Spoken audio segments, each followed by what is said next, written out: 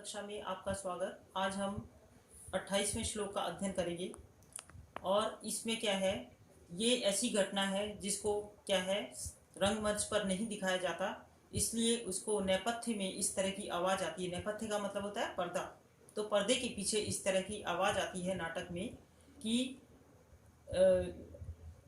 आप इस तरह की आवाज़ आती है कि हे तपस्वियों, आप क्या है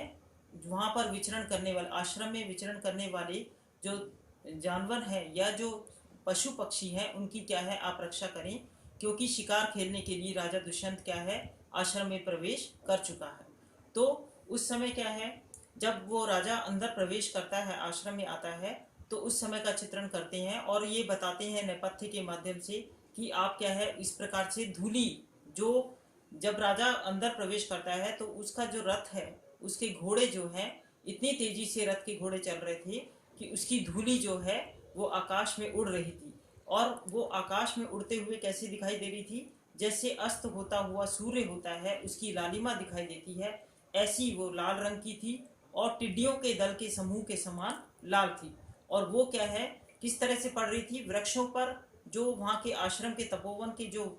ऋषि गण थे, उन्होंने क्या है अपने वस्त्रों को, गीले वल्कल वस्त्रों को क्या है वृक्षों पर सुखा रखा था। तो टिड्डी दल के समूह के समान जो है, जो धूली है, जो रथ के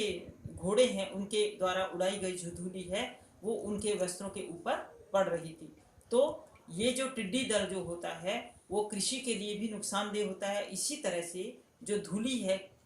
रथ के घोड़ों के द्वारा उड़ाई गई धूली जो है वो भी क्या है आश्रम वासियों को क्या है नुकसान पहुंचा रही है। तो इसी का वर्णन है, देखिए, तुरग खुर हत तस्तः तथा ही रेणु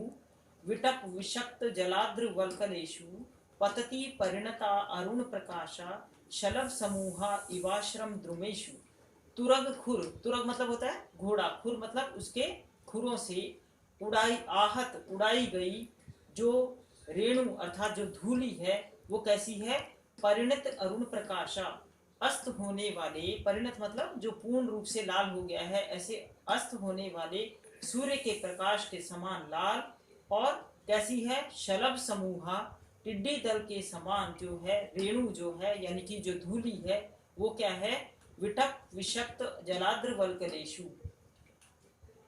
विटप मतलब वृक्षों की जो डालियां हैं उन पर क्या है सुखाने के लिए गीले, जलाद्र मतलब जल से गीले वल्कलों पर आश्रम द्रमेशु, आश्रम के वृक्षों के ऊपर क्या है वो क्या है पतती पड़ रही है। कहने का मतलब ये कि घोड़े जो हैं उनके खुरों के द्वारा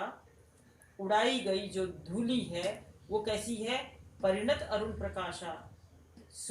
अस्त होने वाले सूर्य की लाल लालिमा के समान लाल रंग वाली है। और वो क्या है टिड्डी दल के समूह के समान जो है वो क्या है विटप विषक्त, वृक्षों की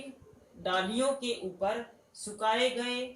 गीले वस्त्रों के ऊपर क्या है, आश्रम के वृक्षों के ऊपर क्या है पतती पड़ रही है। तो टिड्डी दल जिस तरह से कृषि के लिए नुकसान होता है, इसी प्रकार से उन खुरों, घोड़ों के खुर से उड़ाई गई जो धूली है वो भी क्या है आश्रम के वृक्षों पर जो डालियों पर गीले जो वस्त्र सुखाए गए हैं उनके लिए भी वो क्या है टिड्डी दल के समान ही क्या नुकसान देने वाली है। तो इसलिए क्या है आप क्या है अपने जीवों की, अपने जो पशु पक्षी हैं उनकी रक्षा करें और वो क्या है जो घोड़ों के द्वारा डर रहे हैं उनसे आप क्या है उनकी रक्षा करें। धन्यवाद।